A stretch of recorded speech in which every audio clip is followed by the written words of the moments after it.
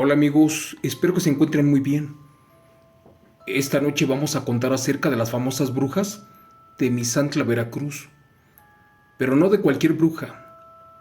Hace muchos años en este lugar, tal vez mucha gente que viva por esos rumbos no recuerde, pero hace mucho tiempo se firmó un pacto, un acuerdo, un tratado, donde las brujas, brujos y nahuales prometieron no atacarse, no dañarse, no lastimarse, y no chupar a los niños o a los familiares de sus conocidos. ¿Por qué? Porque por desgracia estábamos hablando de un pueblo infestado de brujas, de seres chupasangre, donde se salió de control y estos comenzaron a lastimarse entre ellos. Habían brujas curanderas, brujas negras, brujas pactadas, brujas nahuales, brujas chupasangre, había de todo. Y habían unas más fuertes que otras, unas más viejas, unas que eran las primeras que colonizaron ese lugar. Pero bueno, para contarte este relato te pido de favor que apagues la luz, que cierres los ojos, y va a ser contado en vivo por tu amigo Chemo San Juan, que lleva por título El pueblo de las brujas olvidadas, relato de las brujas hechiceras de Misantla, Veracruz.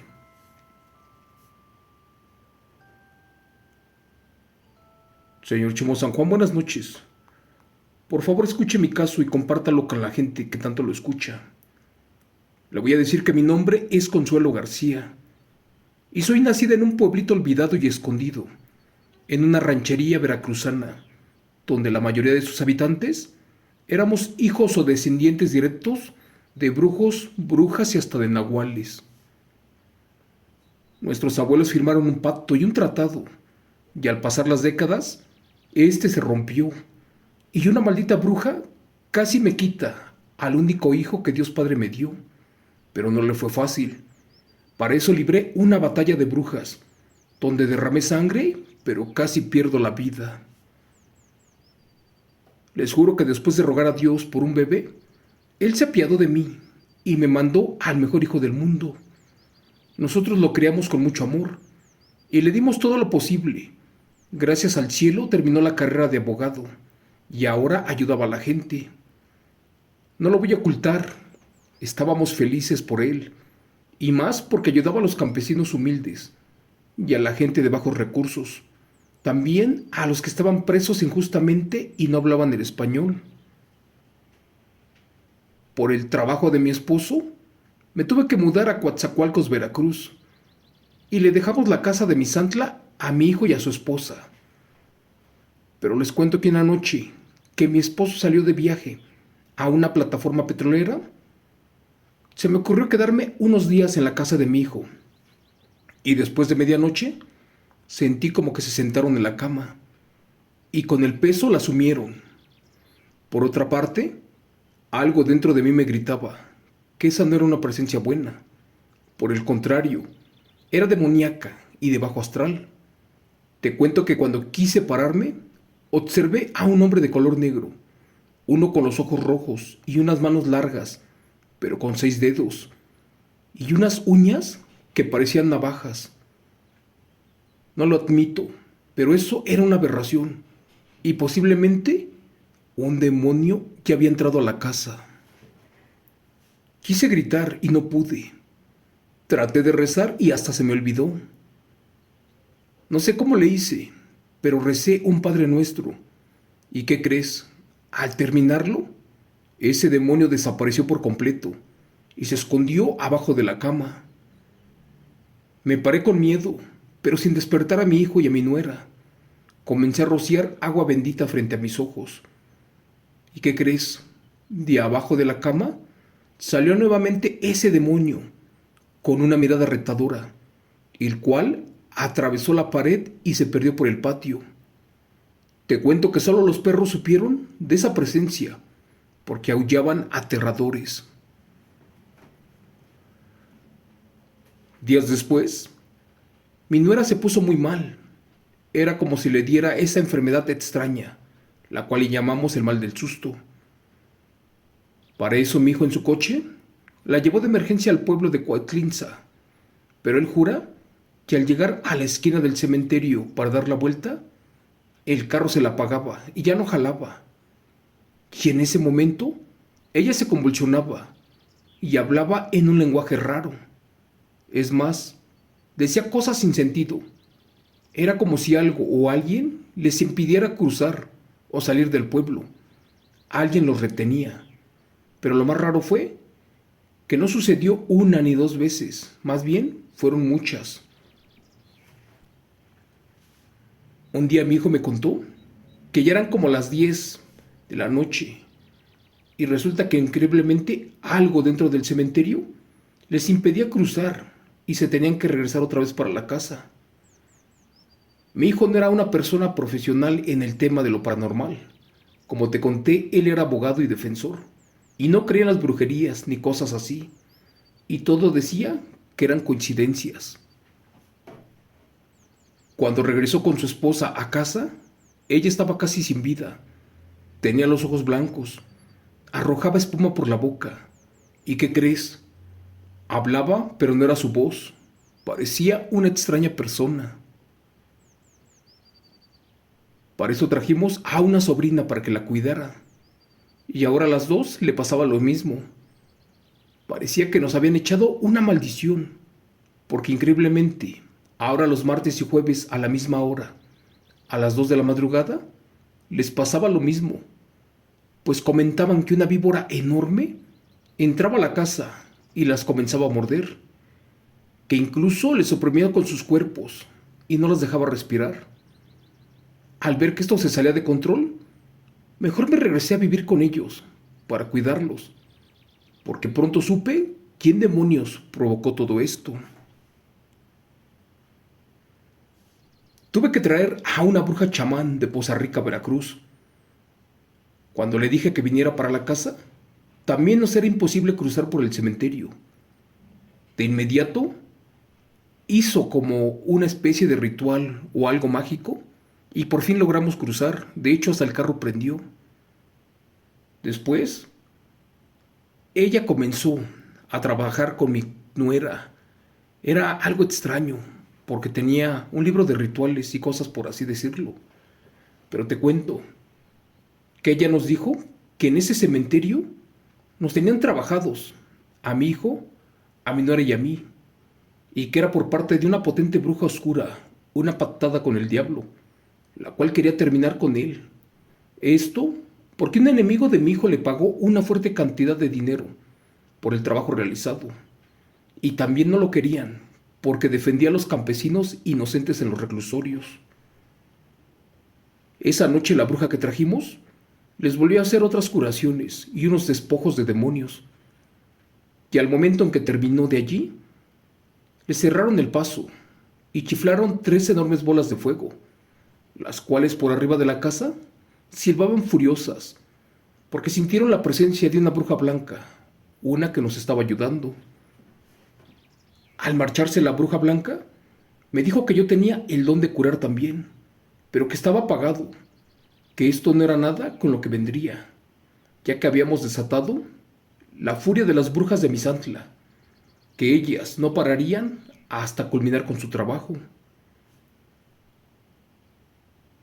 Te cuento que estuve investigando qué rayos pasaba con todo esto y descubrí que mi abuelita, que en paz descanse, fue una maestra de brujas, incluso de las más potentes de Misantla, pero que a muchas las corrió y a otras más les dejó de enseñar todo lo que sabía, porque éstas hacían aquelarres y sacrificaban infantes, y otras más se entregaron al dios oculto, al ser del oscurantismo, a cambio de más poder y sabiduría, y con eso faltaron a su promesa de ayudar, también del chamanismo.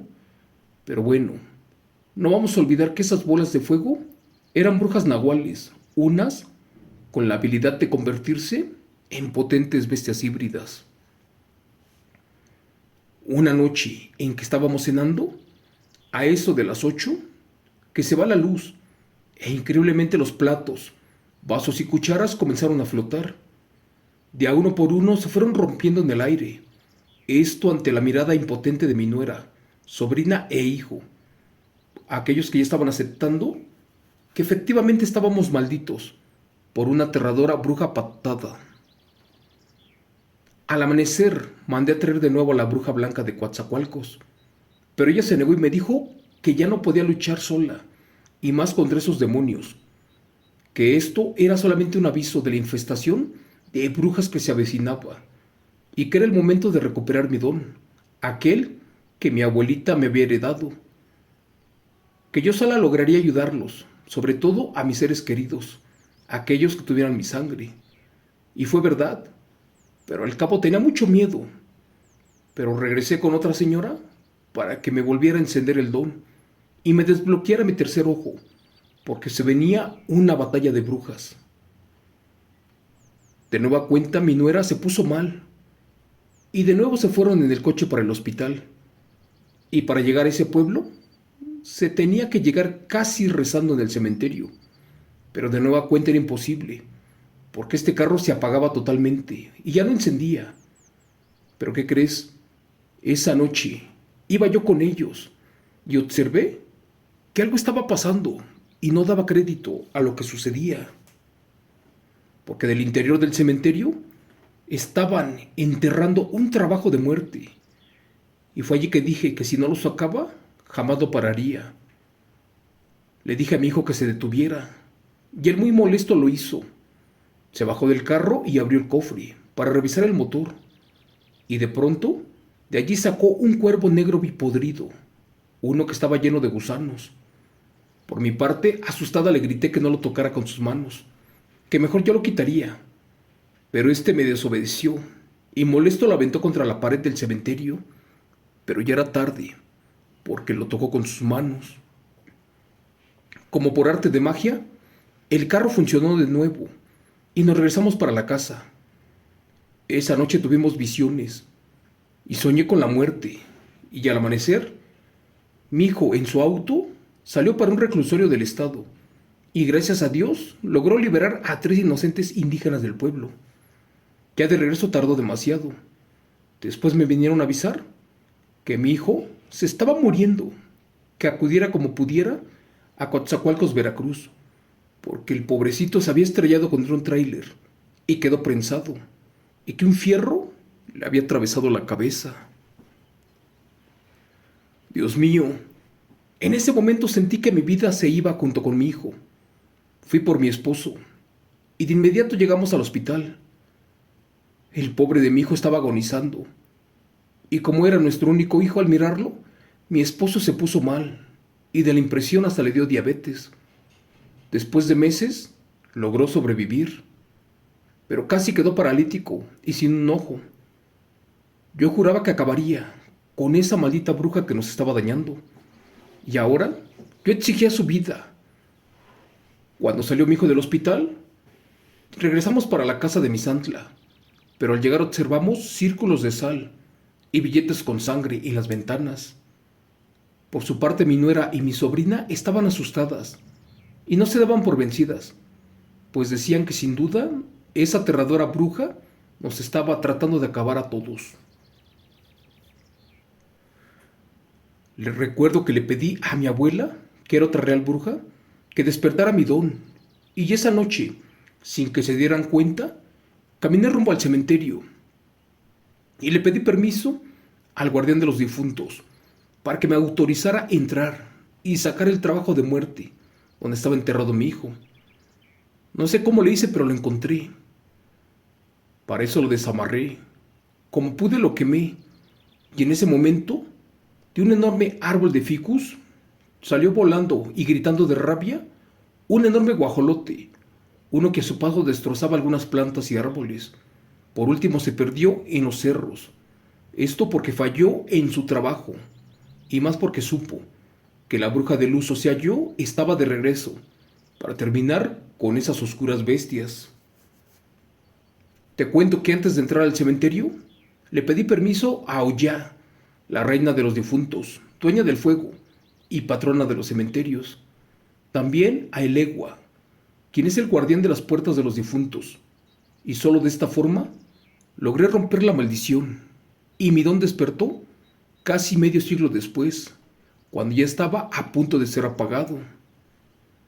Al amanecer acudimos a la iglesia y pedí perdón a Dios, pues de antemano, como dice la Biblia, Levítico 19:31, no te debes de olvidar de los encantadores ni de los adivinos. Por favor, no los consultes. Todos son contaminados y tú también estarás junto con ellos. Yo, Jehová, nuestro Dios, te lo aseguro. También decía Levítico 26, y la persona que atiende a encantadores o adivinos para prostituirse tras ellos, yo pondré mi rostro contra tal persona y le cortaré de entre sus pueblos. Recuerda que Dios no solo nos manda a visitarnos, sino que dice quién estará en contra de las personas y quien lo haga, lo estará en contra de su pueblo. La Escritura también habla sobre la consulta de los espíritus de los difuntos, la cual no debes de hacer. Pero bueno, ya con esto terminamos, señor Chemo San Juan. Gracias a Dios, logré recuperar fuerzas para proteger a mi familia, a mi esposo, a mi sobrina y a mi nuera. Y al día de hoy, en una parte de Misantla, Veracruz, en un ranchito olvidado, espero que estas malditas brujas regresen para así liberar la batalla final. Gracias. Relato, escrito y adaptado por Chemo San Juan, de los eventos reales de la señora Consuelo García, de Misantla, Veracruz, México.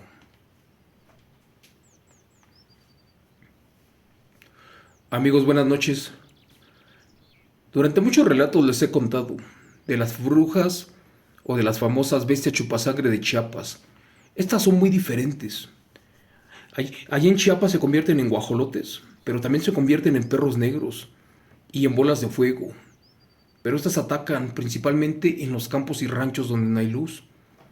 Pero también las famosas brujas de Veracruz, como esta que te acabo de contar, estas se convierten en armadillos, en tejones, en tlacuaches e incluso en venados. Y no acaban con su víctima luego. Si son niños, primero les succionan un poco de sangre y los marcan. Posteriormente regresan para acabar con ellos. Pero a esto no es lo peor que te quiero contar. Hay unas brujas que no tienen sangre, que tienen tierra o acerrín, que es como la madera. Y no vamos a olvidarnos de las brujas Skinwalker, las cuales habitan en la parte norte del país mexicano y son una cruza como de animal, con enormes cuernos, con una musculatura impresionante y con una velocidad asombrosa. Esto es todo por hoy, amigos. Si te gustó este relato de brujas, te pido de favor que lo compartas y que le cuentes al mundo que esto existe y sigue pasando al día de hoy. Gracias, excelente noche y hasta mañana a todos. Que Dios me los bendiga.